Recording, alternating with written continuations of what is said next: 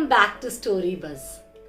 क्या आप बता सकते हैं ऐसी कौन सी जगह है जो हमें सबसे ज्यादा सेफ रखती है? आप जानते हैं, you are right, home sweet home, हमारा घर जो हमें हर मुश्किल से बचाता है। बिल्कुल सेफ रहते हैं हम। गर्मी, सर्दी, बारिश, जानवरों से भी बचाता है हमें वो।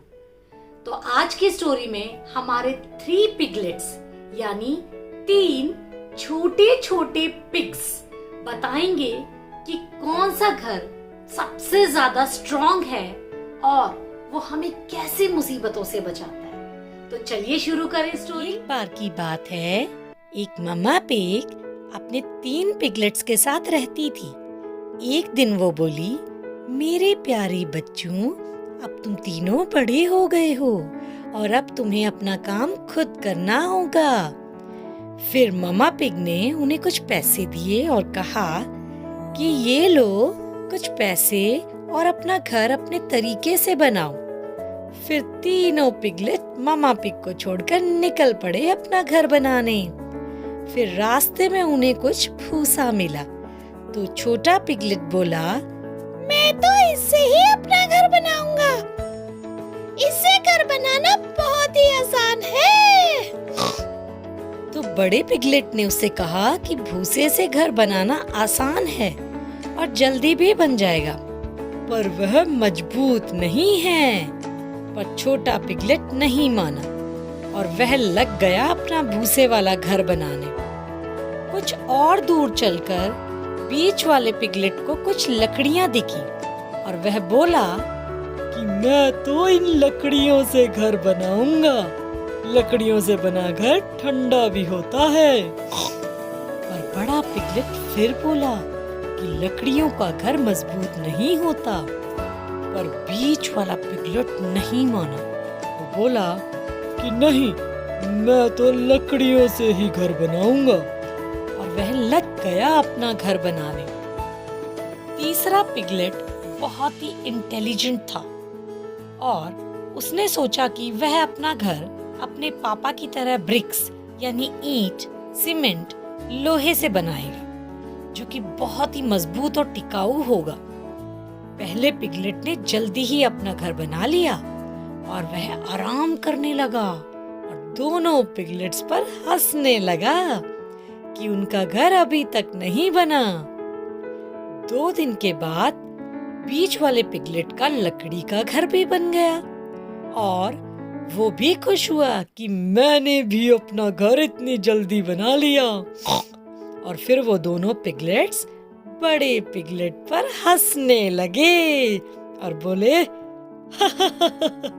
हमने तो अपना घर बना लिया और भैया को देखो अब तक लगे हुए हैं।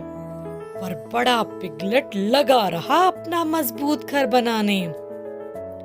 कुछ ही दिनों में बड़े पिगलेट ने एक बहुत ही सुंदर सा घर बनाया जो कि बहुत ही मजबूत भी था। और तीनों पिगलेट अब अपने अपने घर में आराम से रहने लगे। फिर एक दिन एक भेड़िया सबसे छोटे वाले पिगलेट के घर आया और बोला, बोलो, नहीं तो मैं तुम्हारे घर को फूंक मारकर उड़ा दूंगा। नहीं, नहीं, मैं घर के अंदर हूँ और तुम मेरा कुछ नहीं बिगाड़ सकते। मेरा घर बहुत मजबूत है। तुम्हारा जो मन करे वो करो। फिर भेड़िए ने जोर से फूंक मारी और पूरा घर उड़ा दिया।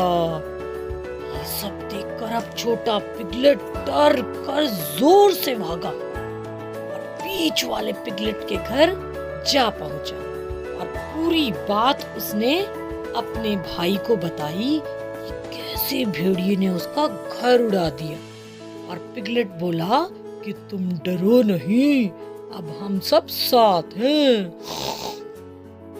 कुछ टाइम बाद भेड़िया वहां भी आ गया और दरवाजा खटखटाया और बोला, हो हो, दरवाजा खोलो, वरना पहले वाले घर की तरह ये भी उड़ा दूंगा मैं चुटकियों में। और तभी पिगलेट बोला, यह मजबूत घर है, इसे नहीं उड़ा पाओगे। जब दरवाजा नहीं खोला तो भेड़िए ने इस घर को भी भूख मारकर बहुत तेज से उड़ा दिया। अब दोनों पिगलेट बहुत डर गए थे और दोनों भागकर अब अपने बड़े वाले भाई के घर चले गए और उन्होंने पूरी वाली बात अपने बड़े वाले भाई को बताई। बड़े भाई ने कहा कि तुम डरो मत, हम कुछ करते हैं। इतनी देर में भेड़िया भी वहां आ गया और बोला, हा हा हा, अच्छा तो अब तीनों तुम यहाँ छिपे बैठे हो।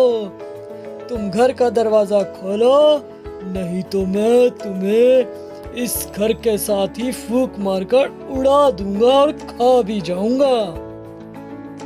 फिर भी उनने दरवाजा नहीं खोला। वो भेड़िया तेज तेज फूंक मारने लगा और इस घर की एक भी ईंट भी नहीं हिला पाया वो। फिर उसे एक आइडिया आया। घर के ऊपर एक चिमनी थी तो वह उस पर चढ़ने लगा। पिगलेट्स को पता चला कि वह ऊपर चिमनी से अंदर आने की कोशिश कर रहा है। तो बड़े पिगलेट ने फायरप्लेस में आग लगा दी और उस पर एक पानी का बर्तन रख दिया। भेड़िया जब चिमनी से नीचे आया तो वह सीधे गर्म पानी के बर्तन में गिर गया और जोर जोर से चिल्लाने लगा, बचाओ बचाओ बचाओ, अरे जल गया, अरे बचाओ, अरे जल गया, मुझे कोई तो बचाओ। फिर तीनों पिगलेट बहुत खुश हुए। फिर वह भेड़िया वहां से भाग गया और तीनों भाई अगले दिन अपनी कहानी सुनाने अपनी माँ के पास गए और बोले, आपने सही कहा था माँ, जो भी काम करें हम वो पूरे दिल से करें तो कामयाबी मिलेगी। उस दिन से छोटे और बीच वाले पिगलेट ने मन लगाकर काम करना शुरू कर दिया और आलस को छोड़ दिया। तो ये थी आज की स्टोरी एंड आई होप आपको 3 पिगलेट्स ने समझा दिया होगा कि कौन सा हाउस हमारे लिए सबसे ज्यादा सेफ है और वो हमें कैसे मुश्किल से बचाता है। तो नेक्स्ट स्टोरी में फिर मिलेंगे, तब तक के लिए बाय बाय।